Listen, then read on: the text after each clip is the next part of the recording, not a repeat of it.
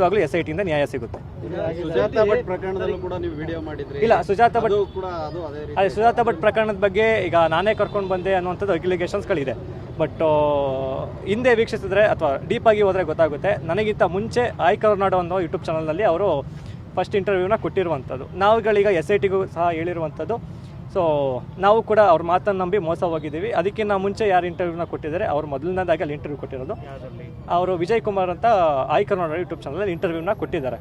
So ಅವರಿಂದ ತನಿಖೆ ಶುರು ಮಾಡಿ.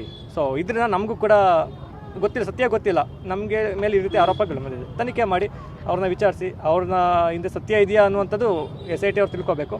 ಸತ್ಯ ಇಲ್ಲ ಅಂದರೆ ಅವ್ರನ್ನ ಕರ್ಕೊಬಂದವ್ರು ಯಾರು ಅನ್ನುವಂಥದ್ದನ್ನ ತಿಳ್ಕೊಳ್ಳಿ ಅಂತ ನಾವು SIT ಮಾಡಿ.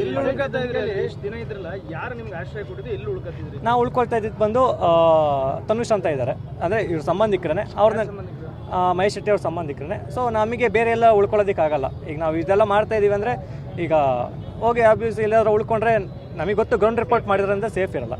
ಆ ಕಾರಣದಿಂದ ಅವ್ರಿಗೆ ರಿಕ್ವೆಸ್ಟ್ ಮಾಡ್ಕೊಂಡ್ವಿ. ಸೊ ಈ ರೀತಿ ನಾವು ಅಂತ ಹೋದಾಗಲೆಲ್ಲ ಒಂದು 2 ದಿವಸ ನೆಕ್ಸ್ಟ್ ಎಕ್ಸಾಮಿನೇಷನ್ ಇದ್ದಾಗಲೆಲ್ಲ ನಾನು ಹೋಗಿದಾಗ ಒಂದು 4-5 ದಿನ ಬಿಟ್ಟರೆ 2-3 ದಿನ ಈ ರೀತಿ ಹೋದಾಗ ಸೊ ರಿಕ್ವೆಸ್ಟ್ ಮಾಡ್ಕೊಂಡು ಅವ್ರದ್ದು ಬೇರೆ ಇನ್ನೊಂದು ಮನೆ ಇದೆ, ಸೊ ಅಲ್ಲಿ ಉಳ್ಕೊಳ್ತಾ ಇದ್ದೆ.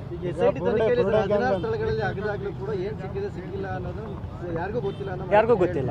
ಹಾಂ, ನಿಮ್ಮ ಇಂಟರ್ನಲ್ ಪ್ರಕಾರವಾಗಿ ನಿಮ್ಗೇನಾದ್ರು ಅಲ್ಲಿ ಮಾಹಿತಿ ಇದೆಯಾ? ಎಷ್ಟು ಸ್ಥಳಗಳಲ್ಲಿ ಮೂಳೆ ಸಿಕ್ಕಿದೆ ಅನ್ನೋ ನಿಮ್ಗೇನಾದ್ರು ನೀವು ಅಲ್ಲಿ ತುಂಬ ರಿಪೋರ್ಟ್ ಗೊತ್ತಾಗಿದೆ ನಿಮ್ಗೇನಾದ್ರು? ನಮಗೆ ಅದ್ರ ಬಗ್ಗೆ ಮಾಹಿತಿ ಇಲ್ಲ. ಅದು ಏನು ಹೇಳೋಕ್ಕಾಗಲ್ಲ. ಈಗ ಅದಕ್ಕೆ SIT ಇಂದ ಬಂದಾಗಲೇ ಹೇಳಬೇಕು. ಮತ್ತೆ ಈಗಿದು ಬಂದು ಮತ್ತೆ ಅದು ಆರೋಪ ಸುಳ್ಳು ಅಂತಾದರೆ, ಸುದ್ದಿ ಸುಳ್ಳು ಅಂತಾದರೆ ಬೇಡ, SIT ಇಂದ ಬರುತ್ತೆ. SIT ತನಿಖೆ ಆದರೆ ಸರ್ ನೀವು ರೆಡಿ ಇದ್ದೀರಿ?